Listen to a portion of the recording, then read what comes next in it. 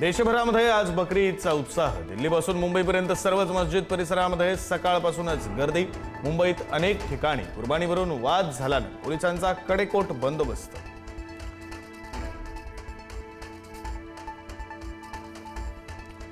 कल्याणच्या दुर्गाडी किल्ल्यावर बकरी ईद निमित्त मुस्लिम बांधवांना नमाजास परवानगी। दुर्गाडी मंदिरामध्ये प्रवेशबंदी केल्याने शिवसेना आक्रमक। दुर्गाडी किल्ल्यावर जाणाऱ्या कार्यकर्त्यांना पोलिसांनी रोखले।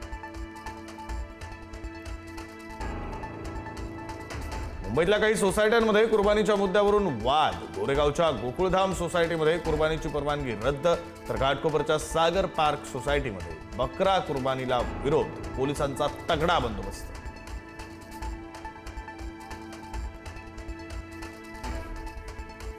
मुख्यमंत्री फडणवीस आणि केंद्रीय गृहमंत्री अमित शहांमध्ये 30 मिनिटं बंद दाराआड चर्चा। अर्थमंत्री पदासंदर्भातील सुनेत्रा पवारांचं मत शहांसमोर मांडल्याची माहिती।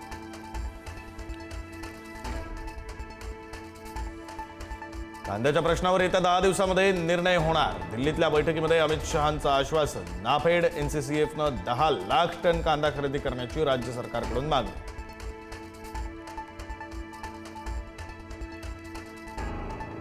कर्नाटकबाबत काँग्रेस अध्यक्ष मल्लिकार्जुन खरगेंच्या निवासस्थानी बैठक। कर्नाटकचे मुख्यमंत्री सिद्धरामय्या आज राज्यपालांना भेटण्याची शक्यता।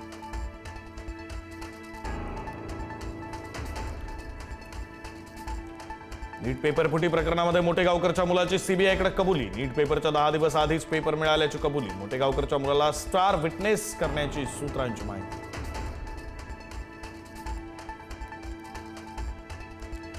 नीट पेपर फुटी प्रकरणी सीबीआयकडून तेजस शहाला अटक। पुण्यामध्ये भौतिकशास्त्र विषयाचा शिक्षक म्हणून तेजस शहा कार्यरत। मनीषा हवालदारच्या पतीला तेजसनंच भौतिकशास्त्राचे प्रश्न दिल्याची माहिती।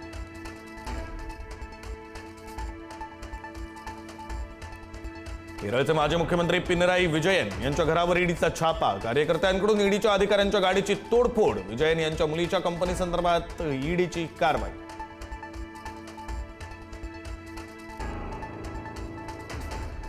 एअर इंडिया आणि इंडिगोकडून जून ते ऑगस्ट 2026 दरम्यान विमान फेऱ्यांमध्ये मोठी कपात। एअर इंडियाच्या 22% तर इंडिगोच्या 5 ते 7% फेऱ्या कमी होणार।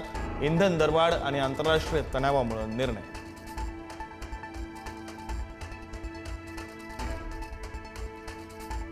पुढच्या 2 ते 3 दिवसात मान्सून पुढे सरकण्यास अनुकूल स्थिती। कोकण, मध्य महाराष्ट्र, मराठवाड्यात हलक्या पावसाची शक्यता। मान्सून थोडा पुढे सरकला पण केरळपासून अजूनही दूरच।